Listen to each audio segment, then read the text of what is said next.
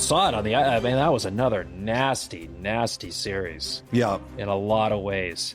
And by the way, as the Panthers have remained in celebration mode, like remember last year, it was kind of a, oh, how cool is that? Like they've brought the Stanley Cup to the Elbow Room. Hey, did you hear? They brought the Stanley Cup to the Elbow Room.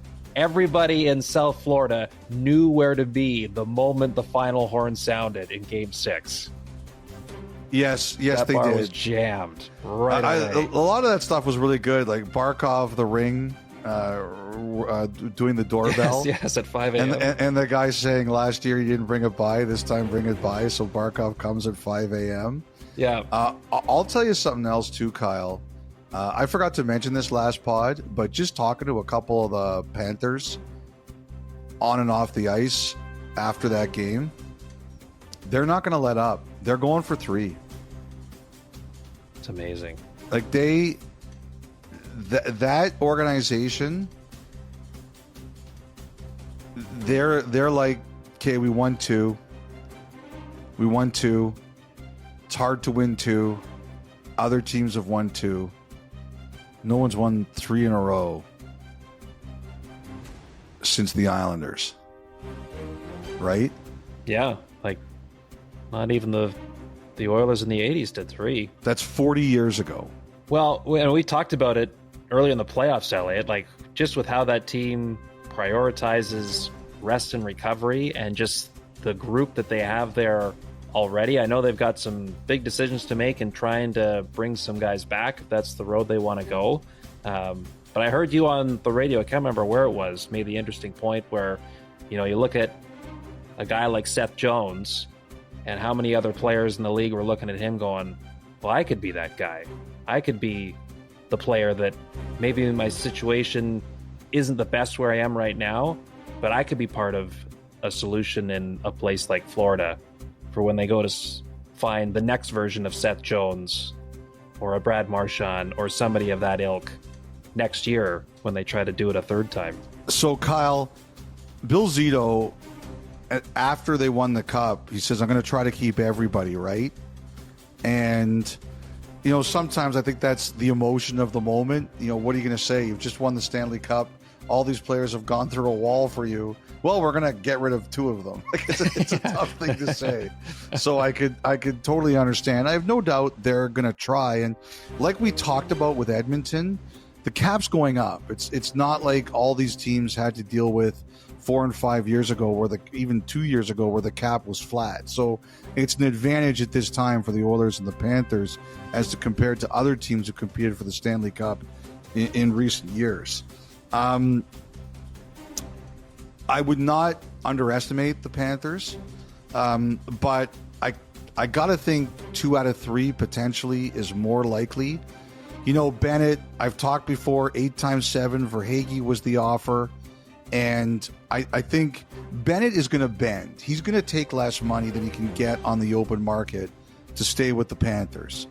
I think this is one where the Panthers have to bend a bit, and I expect they are going to bend a little bit.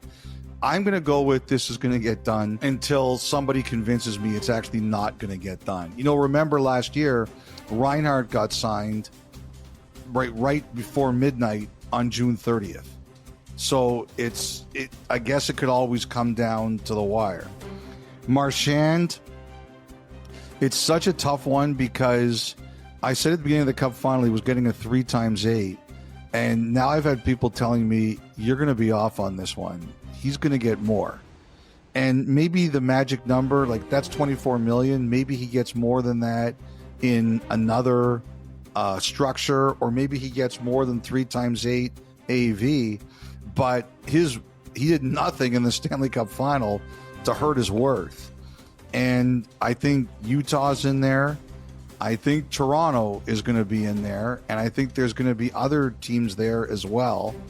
And it's going to be very interesting to see where Florida, an analytically heavy team, feels that it can go here. So I think that's going to be fascinating. Ekblad, you know, Kyle, I don't know how much they've really negotiated with him. I think they did last year around the draft free agency, It was not anything that Ekblad was willing to do. I have to think that as important to him as anything is term. He's 29 years old, and his body's been through a heck of a lot. So I've heard that term is going to be a big one for him. And this is a big opportunity for him, too, because he played the best hockey of his life. And I think there's going to be a lot of interest in him. And, the other name we shouldn't forget, Nate Schmidt. Nate Schmidt had a great year and a great playoff and a great final. I think them keeping him depends on what happens around him. But I'm sure they'd love to keep him. And if they don't, I can see a lot of teams running at him as a player. Right.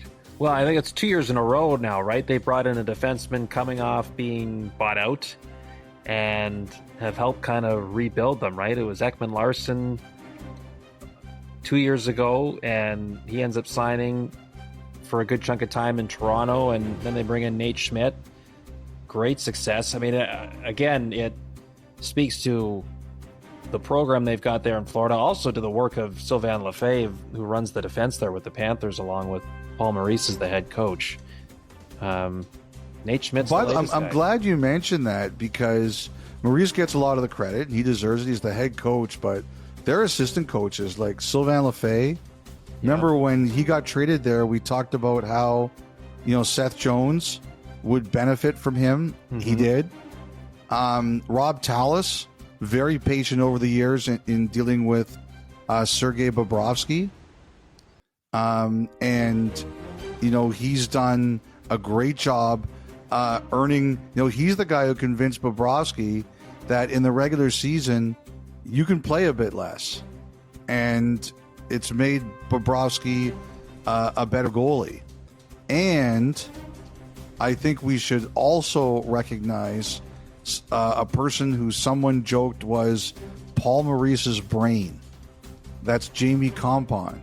Oh, now yeah. A 4-time Stanley Cup champion. Yeah, really good. Kings in 12, Blackhawks in 13, and now 2 in a row with the Panthers. And like Jamie Compon, man, he played when he was a player, and this was in the 90s. He played in the ECHL. He looks like he could still play. He is ripped. Yes, on the ice. He's like, there's something with the routines in the morning where like he'll be on the ice helping to skate, and then he'll come off, and next thing you know, the room will open to the media, and he's sitting with a player at their stall. He's got the laptop out looking at video, and you're like, okay, now he's finished on the ice. He's doing video stuff with players, and then you go leave the dressing room again, and he's back out on the ice like working with the scratches. He doesn't stop. It's really impressive. He makes you look like the Blob. Yeah. So what does that make you? The triple blob. Oh boy. Can we talk about this Evander Kane LTIR situation? Yes, the league seems to be circling back to. So what's going on here? So Kane, just to bring everyone up to speed, for those that don't remember, like last September, he had a pretty significant surgery to tackle like a number of things, right? Yes. And then he had all around the groin, hip area. Yes. And then he had another one in January, a knee surgery, and you're saying that's the one that the league is starting to look, or continuing to look harder at. So this is the story there. So he had a knee surgery, as you said, in January, and it forced him to stop his rehab from the other surgery for a few weeks. And that is the one the league has put the spotlight on, because basically their opinion is, did he really need this surgery? And if he didn't really need this surgery, could he have been back sooner? Now, the Oilers, I think, believe that this was not a thing anymore. But from what I've heard, the league had indicated to them at the start of the playoffs, or at least indicated at the start of the playoffs, we're not going to pursue this anymore because you guys are playing, but we reserve the right to bring it back up again after you're done. So now this is where we are. I'll be honest, I don't really like it. They're about to change this, I believe, in the new CBA, Kyle. Like, what I expect them to do is say that in the playoffs, your roster can be whatever, but your in-game lineup has to be under the cap. That's what I'm expecting. I can't say 100%, but that's what I'm expecting. But I just think that so many people have abused this over the years. Why should the Oilers get a penalty when so many other teams haven't? You know, I will say that it's not my opinion that matters on this one. And I do think the league grinded teams this year. Like Kane, even when he came back, he had to miss a playoff game first. And if you look like Tyler Seguin, he came back one game before the playoffs, right? And I had a few people circling that and saying that one kind of had the league saying, well, if he can't play in the regular season, how do you expect him to play game one? Kind of like what happened with Kane missing that first game. So they